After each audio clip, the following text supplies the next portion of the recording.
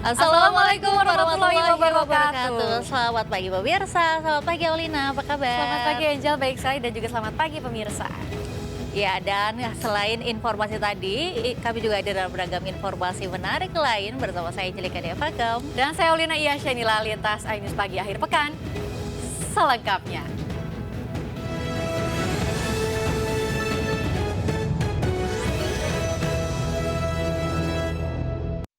Pemirsa, seorang pengemudi kendaraan roda 4 nyaris dihakimi massa karena berkendara secara ugal-ugalan di Jalan Fatmawati Cilandak, Jakarta Selatan. Tidak hanya berkemudi secara zigzag, pengemudi mobil tiba-tiba membuka pintu kemudinya hingga ditabrak kendaraan roda 2.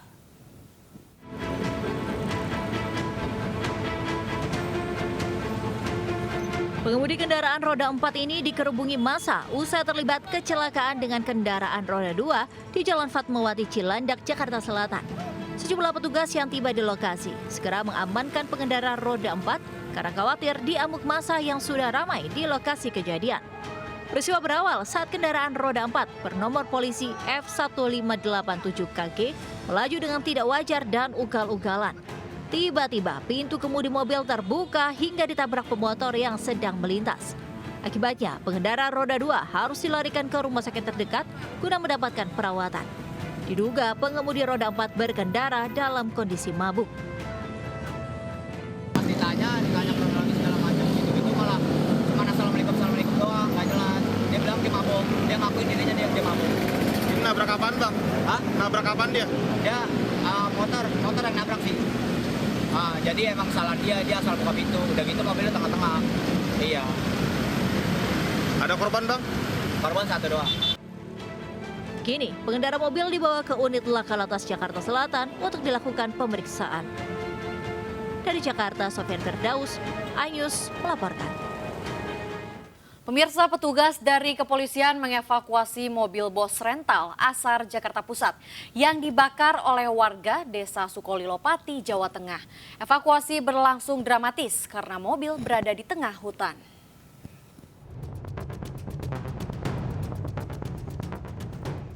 Sejumlah anggota polisi tengah mengevakuasi mobil box rental asal Jakarta yang dibakar warga Desa Sumber Sokopati, Jawa Tengah Sabtu siang. Petugas berjibaku karena posisi mobil berada di jalan buntu di tengah hutan. Sebelumnya bos rental bersama 3 rekannya hendak mengambil mobilnya. Sesuai lokasi GPS, mobil berada di Desa Sumber Soko. Setelah berhasil mendapatkan mobilnya, pemilik dengan kunci cadangan hendak membawa mobil. Namun diteriaki maling oleh warga setempat dan kemudian korban dikepung dan dihajar warga. Selain menjadi bulan-bulanan masa, mobil korban juga dibakar. Berdasarkan keterangan polisi, pemilik kendaraan tewas telah dilarikan ke rumah sakit. Sementara 2 teman lainnya sudah sadar dan 1 rekannya hingga kini masih koma. Kami sudah menyita pakaian tersangka, kemudian pakaian korban, kemudian mobil Sigra yang dibakar oleh warga, kemudian beberapa batu juga yang diduga untuk digunakan melempar kepada para korban juga sudah kami sita. Betul, jadi memang saat evakuasi mobil yang terbakar cukup sulit, namun saat ini kami sudah berhasil mengevakuasi dan sudah kami amankan barang bukti di Polresta Pati. Polisi telah menetapkan 2 tersangka warga Sumber Soko yang diduga sebagai provokator. Polisi juga masih memburu pelaku lain yang diduga terlibat. Mereka dikenakan pasal 170 KUHP dengan ancaman maksimal 12 tahun penjara. Dari Pati, Jawa Tengah, Lazarus Sandi, iNews melaporkan. Pemirsa, sebuah usaha pangkas rambut atau barbershop di Kota Makassar, Sulawesi Selatan dimaling. Selain menggasak uang tunai hasil jasa cukur, maling juga membawa kabur sejumlah peralatan cukur.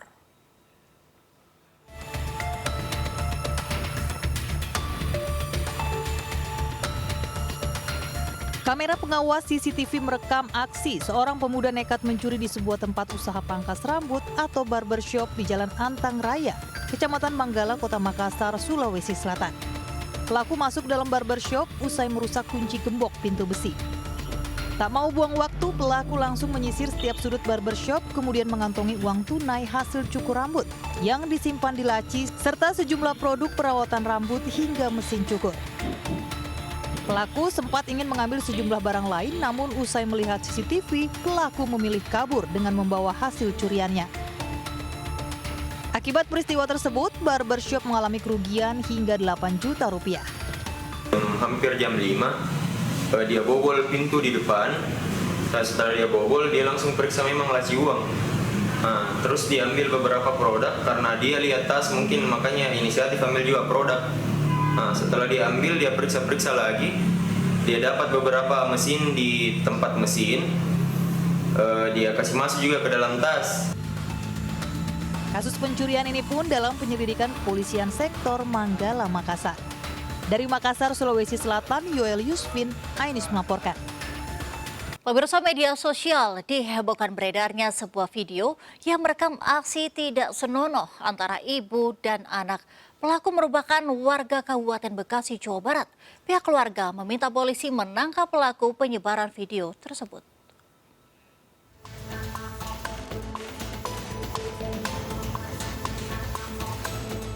Seorang ibu berusia 26 tahun tega mencabuli anak kandungnya yang masih berusia 10 tahun di sebuah rumah di kawasan Cilengsi, Jawa Barat. Video yang beredar di masyarakat ini pun viral. Ibu berinisial AK ini langsung diamankan pihak polisian. Keluarga mengaku mendapat keterangan dari AK bahwa dirinya diancam untuk membuat video berhubungan badan dengan anak kandungnya itu. Karena diancam dan diiming-imingi uang sebesar 15 juta rupiah oleh seseorang di media sosial.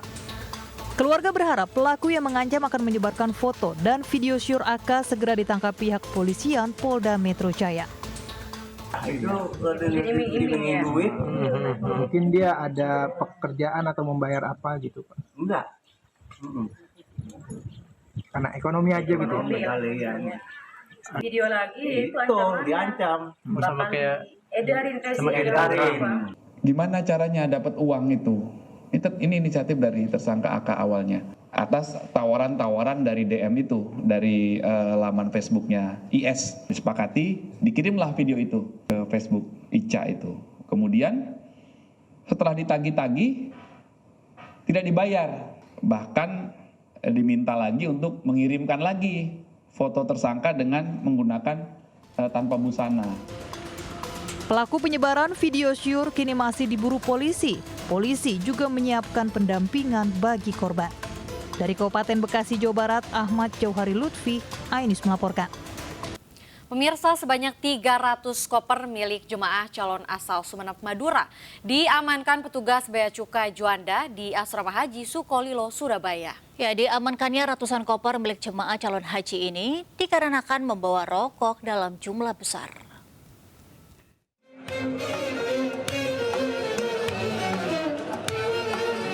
Ribuan bungkus rokok berbagai merek diamankan petugas dari koper jemaah calon haji. Barang bukti rokok ini diamankan petugas PPIH Embarkasi Surabaya di Asrama Haji Sukolilo, Surabaya. Bersama petugas Bea Cukai Juanda, PPIH Embarkasi Surabaya menemukan ribuan bungkus rokok setelah membongkar 300 koper besar milik jemaah calon haji yang tergabung dalam kloter 98 dan 99 asal Sumeneb, Madura, setelah sebelumnya melalui pemeriksaan mesin X-ray. Temuan ribuan bungkus rokok dari 300 koper ini sempat membuat proses penerimaan jemaah haji di Embarkasi Surabaya menjadi molor beberapa jam. Pasalnya petugas harus memanggil masing-masing jemaah calon haji pemilik koper untuk dilakukan pembongkaran. Tidak melebihi ketentuan, tiap orang itu 2 slop, itu tidak ada masalah. Tetapi kalau lebih dari itu, maka itu menjadi evaluasi tersendiri dari teman-teman AFSEK maupun teman-teman yang menjaga lalu lintas barang yang ada di Embarkasi Surabaya ini, yang melalui X-ray itu harus dilakukan. Sepanjang proses penerimaan dan pemberangkatan jemaah calon haji dari kloter 1 hingga kloter 99, barang bawaan yang paling banyak disita adalah gunting, rokok, alat pemanas air, dan alat penanak nasi. Dan kloter yang paling banyak membawa rokok adalah kloter 98 dan 99. Dari Surabaya, Jawa Timur, Yuda Prawira, Ainis melaporkan. Pemirsa, eksekusi lahan dan bangunan di Kota Padang berlangsung dramatis. Pemilik bangunan jatuh pingsan dan histeris saat rumah miliknya dirubuhkan dengan alat berat. Jalan kami kalau anak kami nggak didapat. Tolonglah Gusti Yono. Bantulah kami. Isak tangis dan suasana haru mewarnai proses eksekusi lahan seluas 1 hektar di kawasan Kuranji, Kota Padang dengan pengawalan ketat aparat kepolisian. Dengan menurunkan 1 alat berat ekskavator, Pengadilan Negeri Padang melakukan eksekusi lahan, merobohkan belasan bangunan rumah yang berdiri di objek tanah perkara. Diketahui kepemilikan lahan ini dimenangkan oleh kaum Pudi Rajo Api CS sebagai penggugat dengan pihak tergugat dari Departemen Pertanian RI. Namun di atas lahan tersebut terdapat belasan bangunan permanen dan semi permanen milik masyarakat yang telah dihuni puluhan tahun lalu. Departemen Pertanian cuma mempunyai sertifikat hak pakai. Sertifikat itu dinyatakan perbuatan melawan hukum. Satu. Yang kedua, di sertifikat tersebut mulai dari tahun 1980 kemudian berakhir 2005. Memohon Pak, Menteri Pendidikan, memohon apa Menteri Pendidikan. Terkait eksekusi yang dilakukan, Jurusita Pengadilan Negeri Padang menjelaskan eksekusi yang dilakukan merujuk putusan PK-MA-RI 8 Desember 2022. Dari Padang, Sumatera Barat, Budi Sunandar, iNews melaporkan. Pemirsa, Gunung Lewotobi laki-laki kembali erupsi. Ketinggian abu vulkanik 1000 meter, disertai hujan abu vulkanik dari mulut kawah gunung. Petugas menghimbau agar warga di kaki gunung diminta tetap waspada.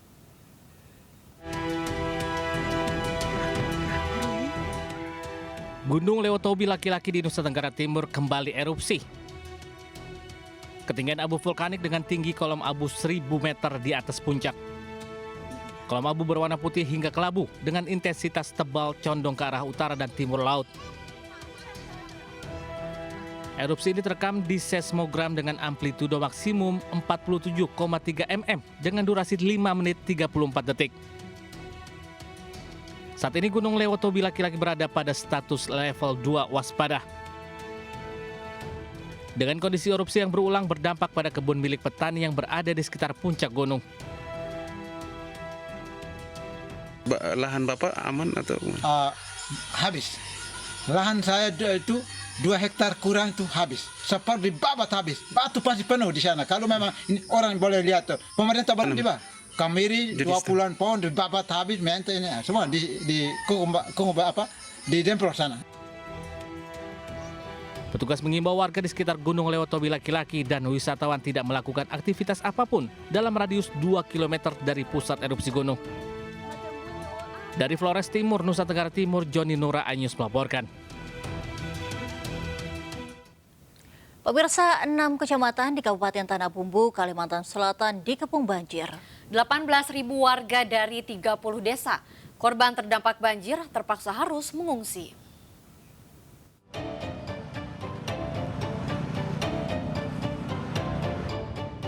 Banjir yang melanda Kabupaten Tanah Bumbu, Kalimantan Selatan meluas hingga mengakibatkan 30 desa dari 6 kecamatan terendam banjir. Wilayah terparah terdampak banjir yakni Kecamatan Satui. Sebanyak 9 desa terendam banjir dengan ketinggian air hingga 1,5 meter. Kondisi terparah terjadi di Desa Sinar Bulan dan Desa Barakat Mufakat. 256 jiwa dari kedua desa ini terpaksa mengungsi ke posko pengungsian dan rumah tetangga atau sanak saudara. Sementara sebagian warga memilih untuk tetap bertahan di rumah dengan membuat panggung kayu untuk tetap beraktivitas dan tidur. Panggung kayu juga untuk menyelamatkan barang berharga seperti kasur, kursi, dan barang elektronik agar tidak basah dan rusak. Warga juga membuat rakit terbuat dari pelampung, jerigen, hingga ban untuk mengungsi maupun keluar masuk areal banjir. Selain di Kecamatan Satui, banjir juga menggenangi wilayah Karangbintang, Sungai Loban, Kusan Hulu, Kuranji, dan Kecamatan Kusan Tengah. Ini sudah menyiapkan bersama Dinas Sosial Dapur Umum dan kita siapkan tenda-tenda serta alat-alat evakuasi. Hari ini dari PUPR pusat akan membantu 3 perahu lagi untuk di daerah Serpui. Warga mengungsi ini ada posko pengungsian? Ya, memang ada sebagian yang mengungsi. Untuk saat ini kami fokus dengan posko-posko yang ada di desa-desa. Kami posko di desa-desa dan pengungsian. Banjir yang melanda Kabupaten Tanah Bumbu terjadi sejak beberapa hari terakhir. Penyebabnya 4 das meluap, yakni Sungai Kusan, Sungai Kusambi, Sungai Sebamban, dan Sungai Satui. Dari Tanah Bumbu, Kalimantan Selatan, Zainal Hakim, iNews melaporkan. Pemirsa, dampak PLN blackout di Kabupaten Ogan Ilir, Sumatera Selatan 2 hari terakhir sebabkan ratusan ayam potong siap panen milik warga mati mendadak. Akibatnya, pemilik ayam alami kerugian hingga puluhan juta rupiah. Ini mati semua bertonton. Ratusan ayam potong siap panen milik warga di Kecamatan Lubuk Keliat, Kabupaten Ogan Ilir, Sumatera Selatan mati mendadak akibat pemadaman listrik. Sedikitnya 400 ekor ayam atau 1 ton lebih ayam dengan berat 2,5 kg per ekor tidak dapat panen. Ayam sudah berumur 35 hari dan siap panen. Namun akibat mati lampu tersebut, ayam-ayamnya pun ikut mati bergeletakan di kandang. Meski listrik sempat menyala sebentar, namun ayam tetap tidak mampu bertahan karena tegangan lampu tidak normal naik turun hingga menyebabkan ayam menjadi stres. Matinya ayam tersebut pertama kalinya diketahui oleh anak kandang yang memberitahu kepada sang majikan bahwa ayam banyak yang mati. Biasanya dalam sehari, ayam yang dipanen sebanyak 3.000 ekor hingga 4.000 ekor. Ya memang benar ayam kita banyak yang mati kemarin tuh. Oleh karena mati lampu itu terlalu lama. Sebenarnya bukan masalah oleh karena mati lampu terlalu lama. Oleh karena hidup lampu itu tegangannya tidak normal. Besar kecil. Di situ yang mengakibatkan ayam kita stres. Tahunya anak kandang lampu ini nyala. Ternyata tegangan tidak normal. Disitulah terjadinya kematian ayam itu. Pemilik ayam mengaku sedih dan kecewa kepada pelayanan PLN yang banyak merugikan pelanggan, terutama di 3 kecamatan, yakni Lubuk Keliat, Muara Kuang, dan Rambang Kuang, yang seringkali mati lampu dan sudah menjadi keluhan masyarakat. Listrik mati di Sumatera bagian selatan akibat adanya gangguan jaringan saluran udara tegangan ekstra tinggi Sutet 275 kV Linggau Lahat, Sumatera Selatan. Dari Ogan Ilir, Sumatera Selatan, Fitriadi, iNews melaporkan. Padamnya aliran listrik di Aceh dalam beberapa hari terakhir berdampak terhadap rusaknya alat elektronik hingga matinya ikan peliharaan milik warga. Dari peristiwa tersebut, PT PLN Aceh akan melakukan pendataan dan berjanji akan mengganti kerugian warga akibat padamnya aliran listrik.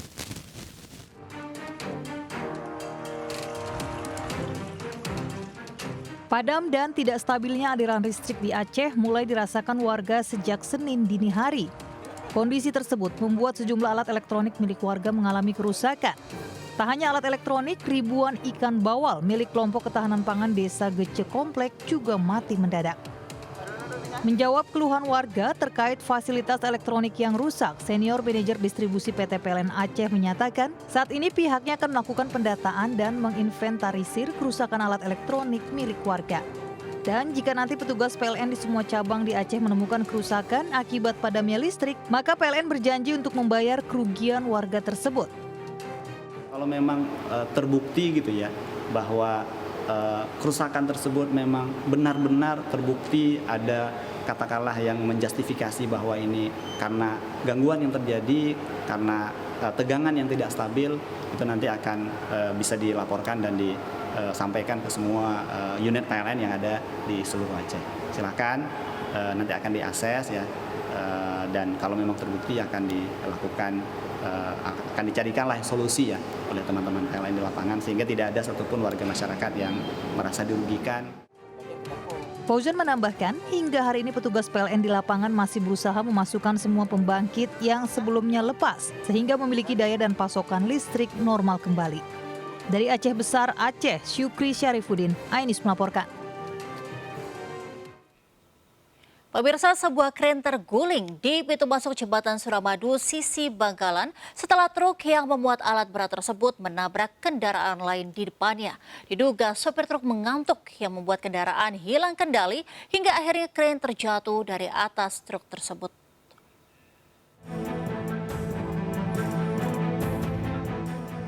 Beginilah kondisi truk tronton memuat sebuah kren yang dikemudikan DP warga Nganjuk, Jawa Timur. Truk ini tak bergerak setelah alat berat yang dimuatnya miring dan terguling ke sisi kiri sekitar 100 meter sebelum masuk jembatan Suramadu sisi Bangkalan. Insiden tersebut bermula saat truk melaju dari arah utara menuju Surabaya. Namun sesampai di lokasi kejadian, truk hilang kendali dan menabrak sebuah mobil yang melaju di depannya. Akibat sopir truk yang diduga mengantuk. Benturan tersebut membuat kren di atas truk memutar hingga menyebabkan truk miring karena tak kuat menahan berat muatannya. Tak ada korban jiwa dalam insiden ini. Meski begitu, tergulingnya kren menghalangi kendaraan lain yang hendak melintas di jembatan Suramadu. Petugas yang datang ke lokasi langsung berusaha melakukan evakuasi karena jalur ini memiliki volume lalu lalang kendaraan yang cukup padat. Upaya evakuasi kren dilakukan dengan mendatangkan alat berat kren lainnya untuk menyeimbangkan kembali kren yang terguling ke atas truk tronton. Meski tidak ada korban jiwa, insiden ini sempat menyebabkan kemacetan arus lalu lintas dari arah Bangkalan ke Surabaya. Dari Bangkalan, Jawa Timur, Taufik Syarawi, iNews melaporkan. Akibat tumpahan minyak yang diangkut oleh mobil bak terbuka, sejumlah pengendara motor terjatuh di Jalan Pegangsaan 2 Kelapa Gading, Jakarta Utara pada Sabtu sore.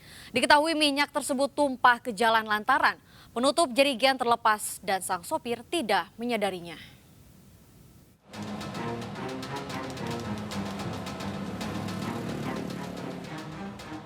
Sejumlah pengendara motor ini terjatuh di Jalan Pegangsaan 2 Kelapa Gading, Jakarta Utara pada Sabtu sore. Pemotor tak kuasa mengendalikan kemudi karena roda motor tergelincir akibat tumpahan minyak di jalan. Kejadian berawal saat mobil bak terbuka mengangkut sejumlah jerigen berisi minyak. Tiba-tiba penutupnya lepas menyebabkan minyak tumpah ke jalan tanpa disadari.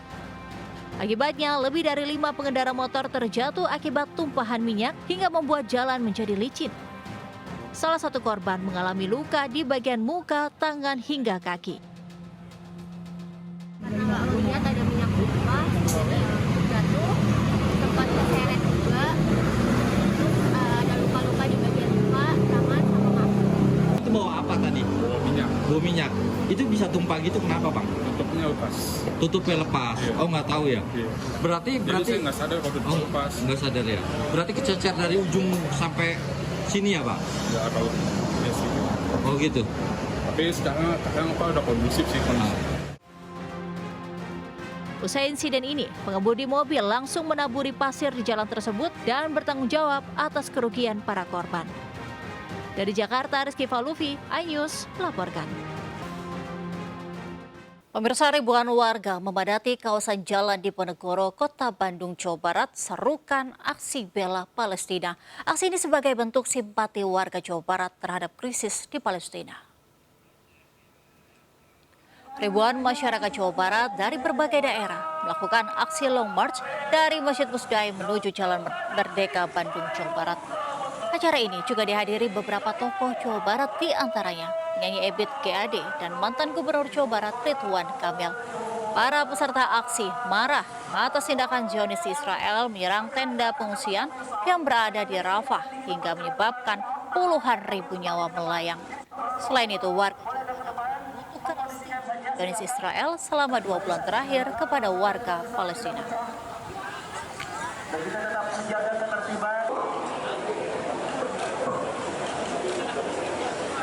Ketika saya katakan satu kata untuk Palestina, maka jawabannya adalah jihad.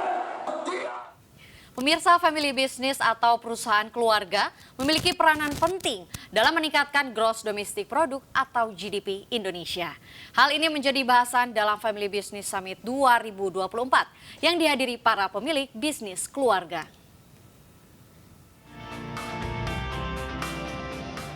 Family business atau perusahaan keluarga di Indonesia telah memberikan kontribusi terhadap terbukanya lapangan pekerjaan. Menurut data dari Badan Pusat Statistik BPS, kontribusi terhadap lapangan pekerjaan sebesar 96,16 dan 53,28% bagi Gross Domestic Product atau GDP Indonesia. Hal ini menjadi bahasan dalam Family Business Summit 2024 bertajuk Longevity of Family Business Amid the Challenge of Continuous Disruption yang digelar di Jakarta. Nah, hari ini yang datang nih banyak sekali generasi 2, generasi 3 dari family business yang berhasil, dan kemudian mereka saling belajar tentang longevity, tentang disruption, tentang CEO, professionalism. Selama ini juga memang Mandiri selalu mensupport family business ini secara maksimal. Pemilik bisnis keluarga dari generasi kedua dan generasi ketiga ini memaparkan strategi bisnis yang dijalani hingga mampu tumbuh dan berkembang. Kalau mau bisnis apapun sih sepertinya asal timnya kuat dan percaya dan berpegang bahwa semuanya itu mau mencari solusi yang bagus untuk company-nya ya. Jadi ya bisa lewat deh. Banyak sekali keunikan dalam mengelola bisnis keluarga. Banyak yang sudah generasi ya, beberapa generasi ini kan bagaimana kita memiliki tata kelola yang baik tapi bisa terus beradaptasi dengan perubahan daripada situasi yang ada. Family Business Summit 2024 digelar Universitas Tarumanegara bekerja sama dengan Bank Mandiri dalam upaya mengembangkan jiwa kewirausahaan di tengah masyarakat. Dari Jakarta, Aulina Iyasha, Jemi Jasin, iNews melaporkan. Ya, kita beralih ke informasi seputar haji. Pemirsa, seorang penjual hewan kurban di daerah Tanjung Priok, Jakarta Utara punya cara unik dalam menawarkan hewan kurbannya. Penjual itu memberikan bonus 1 karung beras untuk setiap pembelian 1 sapi kurban.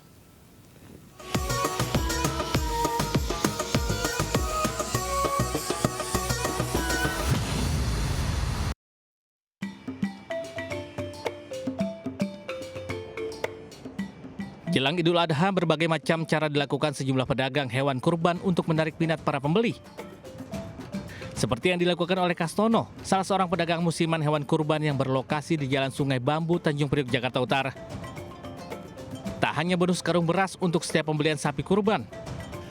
Hewan kurban terlebih dahulu diberikan perawatan atau salon sapi sebelum nanti diserahkan kepada pemiliknya. Perawatan hewan kurban meliputi kebersihan, pijat, dan juga pemberian makan sehat untuk sapi. Kita sudah sekitar 15 tahun. 15 tahun kita dagang karena meneruskan usaha orang tua ya. Yang sedang viral kan masyarakat sedang membutuhkan beras yang lagi viral, maka kita siapkan bagi sahibul kurban yang membeli 1 ekor sapi dapat 1 karung beras. Sudah langganan sih, Mbak. Oh, sudah langganan. Sekitar ini udah pembelian keempat kali. Ya itu hitungannya bonus sih. Alhamdulillah. Para pelanggan mengaku kerap membeli hewan kurban di tempat milik Kartono dan senang dengan inovasi yang dilakukan oleh penjual dengan memberikan bonus berupa beras karung. Dari Jakarta, Nisa Sahib, Tri Julianti, iNews melaporkan. Seekor sapi jenis simental seberat 1 ton lebih di Subang, Jawa Barat dipilih Presiden Joko Widodo untuk hewan kurban Idul Adha 2024 ini. Ya, peternak mengaku bangga dan bersyukur sapi terbesarnya dibeli oleh Presiden Joko Widodo.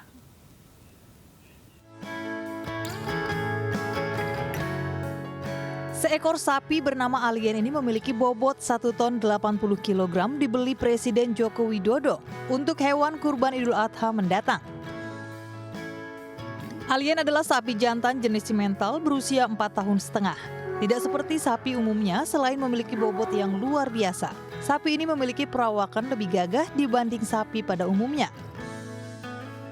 Sebelum dipilih, kondisi sapi telah diperiksa Dinas Kesehatan Hewan Jawa Barat dan dalam kondisi sangat sehat. Pihak peternak mengaku sangat terkejut dan bangga dengan terpilihnya sapi mereka oleh Presiden Jokowi. Padahal di tahun ini mereka tidak mengajukan sapi dari peternakannya untuk dibeli sebagai hewan kurban. Sapi Alien ini menjadi yang kedua kalinya sapi yang dibeli di peternakan mereka oleh Presiden Joko Widodo untuk hewan kurban.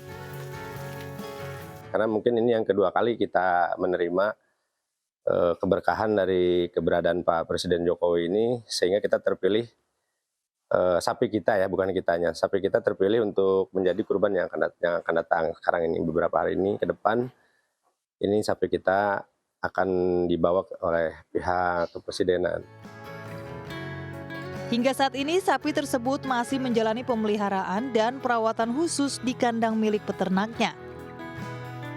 Sapi akan dibawa ke Istana Presiden 2 hari menjelang Hari Raya Idul Adha. Dari Subang, Jawa Barat, Yudi Heriawan Juanda, iNews melaporkan. Pemirsa, Ketua MUI Provinsi Banten sekaligus pengurus besar Matlaul Anwar Pusat Menes Kabupaten Pandeglang, Banten meninggal dunia di Jeddah, Arab Saudi saat menunaikan ibadah haji. Ribuan warga NU turut melaksanakan sholat gaib untuk almarhum.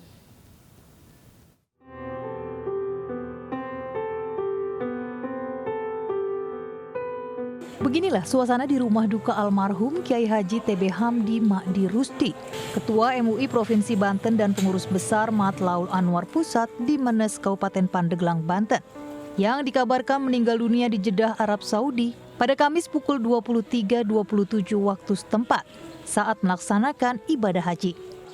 Para kiai dan santri yang datang ke rumah duka pun melaksanakan sholat gaib untuk almarhum Kiai Haji TB Hamdi Ma'ni. Salah seorang anak almarhum menyatakan bahwa almarhum berangkat ke Tanah Suci untuk menunaikan ibadah haji dengan kondisi sehat. Namun setelah beberapa jam di Tanah Suci, almarhum dikabarkan meninggal dunia. Pihak keluarga pun menyatakan akan memakamkan jenazah di Arab Saudi. Dapat informasi beliau wafat, informasi awal jam 4. Sedangkan beliau wafat di sana jam 11.27 jam 23.27 waktu Arab Saudi. Semua para pejabat di Pemkab Banten juga hadir. Kami kehilangan ulama yang karismatik yang selalu mengingatkan kita ingat sholat, ingat ibadah, yang mulai itu beliau selalu wasangkan. Almarhum Kiai Haji TB Hamdi Ma'ni Rusti merupakan sosok ulama yang selalu membimbing bukan hanya soal ajaran Islam namun soal pembangunan daerah di Banten. Dari Pandeglang, Banten, Iskandar Nasution, iNews melaporkan. Pemirsa, Partai Perindo kembali menunjukkan komitmennya dalam memperjuangkan peningkatan ekonomi pedagang kecil. Komitmen ini dibuktikan dengan bantuan 9 gerobak untuk 9 pedagang kecil. 9 pedagang kecil mendapat bantuan gerobak dari Partai Perindo. Bantuan gerobak ini menjadi komitmen Partai Perindo dalam mendukung peningkatan usaha pelaku UMKM dan pedagang kecil. Gerobak diserahkan langsung kepada para pedagang di kantor DPP Perindo di kawasan Menteng, Jakarta Pusat. Kami punya komitmen bahwa ekonomi kerakyatan itu ada di DNA Partai Perindo. Jadi baik itu di tahun politik ataupun bukan, komitmen kami terus bisa mendukung para pelaku usaha, UMKM, termasuk teman-teman rekan-rekan di sini yang membutuhkan modal usaha, yaitu gerobak. Bantuan gerobak menjadi tambahan semangat bagi para pedagang untuk mengembangkan usahanya. Sudah luar biasa Perindo ini kan berbuat kepada masyarakat. Dan insya Allah amanah ini kita akan pelihara dengan sebaik-baiknya. Mudah-mudahan insya Allah dengan gerobak yang cukup bagus, yang cukup bersih, insya Allah ini juga akan menambah daya tarik bagi pembeli-pembeli kami atau pelanggan kami. Program gerobak menjadi bentuk perjuangan Partai Perindo dalam meningkatkan kesejahteraan rakyat kecil. Dari Jakarta, Nata Arman, Damar, iNews melaporkan. Pemirsa, Prabowo dan Gibran habiskan Sabtu bersama. Mereka tukar pikiran sambil ngopi di Hambalang, Bogor, Jawa Barat. Presiden dan Wakil Presiden terpilih Prabowo Subianto dan Gibran Rakabuming Raka menghabiskan hari Sabtu bersama sembari santai berbincang ditemani secangkir kopi khas Hambalang, Bogor, Jawa Barat Sabtu. Gibran hadir mengenakan setelan kemeja berwarna abu bercorak disambut langsung oleh Prabowo di ruang tamu yang berada di tengah-tengah ruang perpustakaan kediamannya. Prabowo dan Gibran nampak santai berbincang dibalut dengan gelak tawa. Gibran bahkan nampak memegang secangkir buku kecil serta pena untuk mencatat poin penting pembicaraan yang dibahas.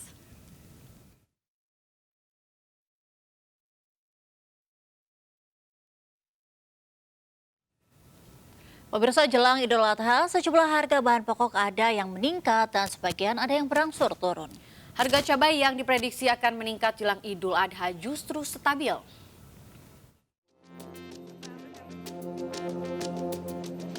Jelang Hari Raya Idul Adha, sejumlah sayuran di Pasar Tebet Barat mengalami kenaikan seperti buncis yang sebelumnya Rp15.000 menjadi Rp20.000 per kilogram. Sementara telur ayam kini mencapai harga Rp30.000 padahal sebelumnya seharga Rp27 hingga Rp28.000. Meski begitu, beberapa bahan pokok yang sebelumnya melambung kini sudah berangsur menurun seperti bawang bombay yang semula dibanderol Rp70.000 kini turun menjadi Rp60.000. Sementara harga cabai yang diprediksi akan mengalami peningkatan harga jelang Idul Adha justru stabil. Kita kan katanya santing digelak-gelakin, jangan santing, tapi apa-apa kebutuhan mahal. Kita pengennya makanan anak-anak kita bergizi. Gimana mau gizi? Telur aja 1 kilo Rp30.000. Wow, gitu loh. Dulu masih harga 20 aja kita udah menjerit ya. Masih stabil, ya gitu aja. Kalau ada yang naik hari ini, Ya kayak buncis itu kemarin kita jual 20, sekarang modalnya aja udah 20 lebih sekarang. Nggak tahu jual berapa, saya juga belum ini. Nggak begitu ngaruh, nggak begitu mahal. Cuman kalau pas hari besar barang susah ya itu harga bisa lipat-lipat kayaknya begitu aja. Warga berharap pemerintah bisa memastikan stok bahan pokok aman sehingga tidak ada kenaikan harga setiap hari raya besar. Dari Jakarta, Ayu Pratiwi, Jaka Samsa, Anyus melaporkan. Ya Angel dan juga pemirsa, ada sebuah warung di Gunung Pati, Semarang yang menyajikan menu aneka olahan daging kambing. Dan salah satunya menu rica-rica kepala kambing. Ya Aulina, menu ini dimasak dengan bumbu rempah yang mempunyai rasa pedas. Rica-rica kepala kambing tersebut sangat cocok disantap, terlebih jika lokasinya nih di pinggir sungai dan sawah yang dapat menambah suasana menjadi nikmat.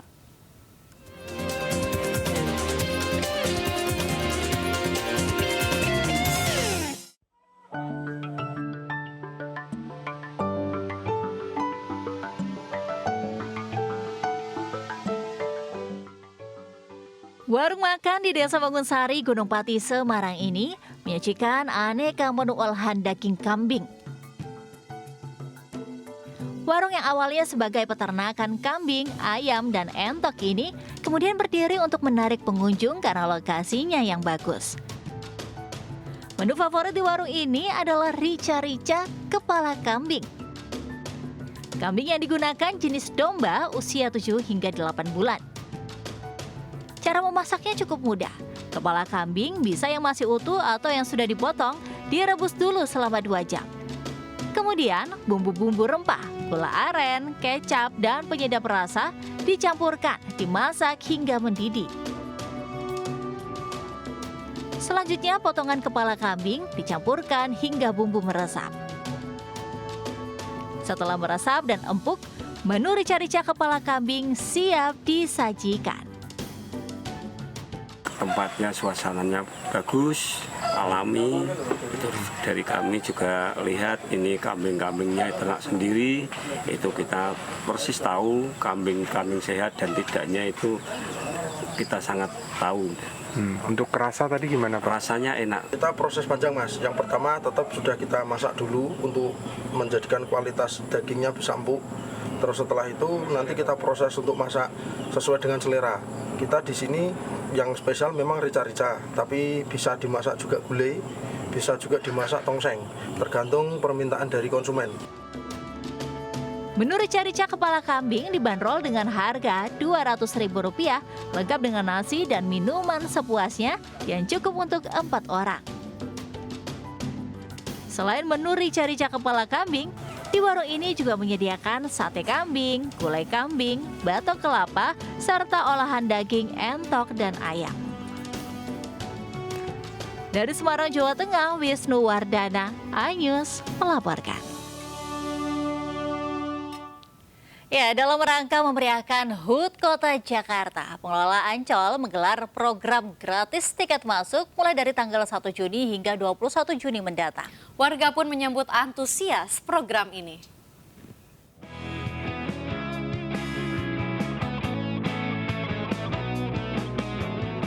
Taman Wisata Impian Jaya Ancol masih menjadi salah satu destinasi favorit warga DKI Jakarta berwisata bersama keluarga.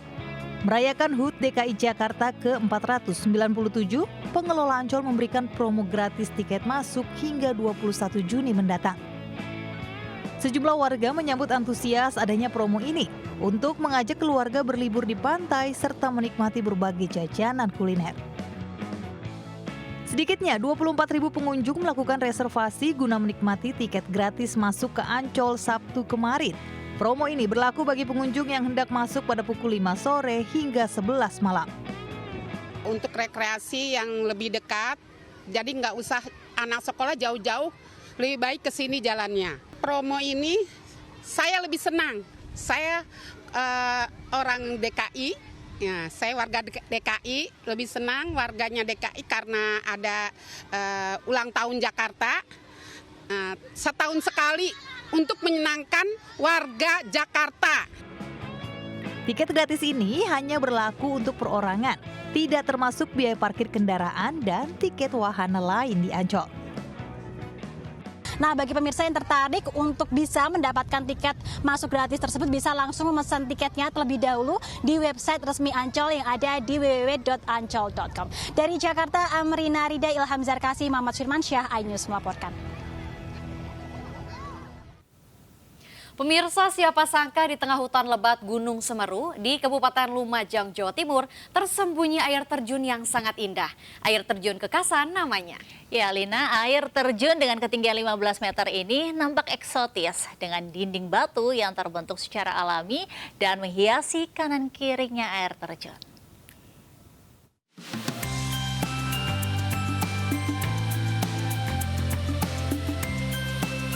Berada di tengah hutan di kaki Gunung Semeru, di Desa Jambe Kumbu, Kecamatan Pasru Jambe, Lumajang, Jawa Timur.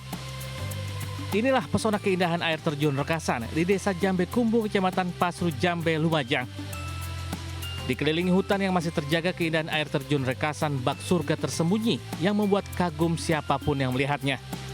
Air terjun dengan ketinggian 15 meter ini nampak eksotis dengan dinding batu yang terbentuk secara alami dan menghiasi kanan kiri air terjun. Berkunjung ke tempat ini, wisatawan akan dimanjakan dengan hawa sejuk dan segarnya udara khas kaki Gunung Semeru. Air terjun Rekasan juga menjadi surga bagi wisatawan yang hobi bersuah foto. Keindahan air terjun ini bisa menjadi latar belakang foto dari sudut manapun. Tadi treknya cukup menantang, cuman nggak sampai 10 menit bisa nyampe sini kok. Setelah sampai sini terbayar ya? Ya, cocok buat healing. Air terjun Rekasan berjarak sekitar 20 km dari pusat kota Lumajang. Berwisata ke tempat ini pengunjung tak perlu membayar tiket masuk alias gratis. Bagaimana? Anda tertarik berkunjung dan menikmati keindahan air terjun Rekasan yang masih alami ini? Dari Lumajang, Jawa Timur, Yai Nugroho, iNews melaporkan. Pemirsa, Indonesia Youth Diplomacy menggelar gala dinner bersama sejumlah tokoh nasional serta sejumlah duta besar di Royal Glasshouse Park Hyatt, Jakarta. Acara ini digelar agar generasi muda dapat terkoneksi dengan para tokoh dan pemimpin global untuk Indonesia Emas 2045.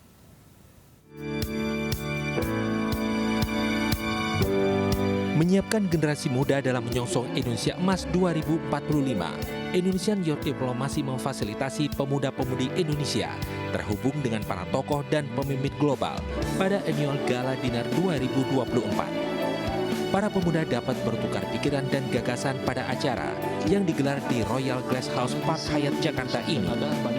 Ketua Indonesian Youth Diplomacy Michael Victor Sianipar menekankan, Indonesia Emas 2045 bukan hanya kuat di sektor ekonomi, tapi juga SDM yang memiliki pemikiran dan perspektif global. IYD sebagai NGO, kami bukan pemerintah, kami bukan terafiliasi politik, tapi kami adalah pemuda-pemuda yang ingin bisa mewujudkan Indonesia yang kuat di dalam dan juga dihormati di luar, berpengaruh di luar. Jadi kita melihat pemerintahan ke depan ini juga akan membutuhkan pemuda yang bisa mendorong Indonesia di level global. Jadi selaras dan kita akan dukung visi pemerintah seperti itu. Indonesian Youth Diplomacy berkomitmen menyiapkan pemuda Indonesia yang berkualitas dan kompeten sehingga memiliki pengaruh di kancah global. Dari Jakarta, tim liputan iNews melaporkan. Pemirsa, viral video 5 pemuda nekat mengacak-acak makam adat suku Toraja di Salusopai, Toraja Utara, Sulawesi Selatan. 5 orang remaja itu pun dihukum secara adat.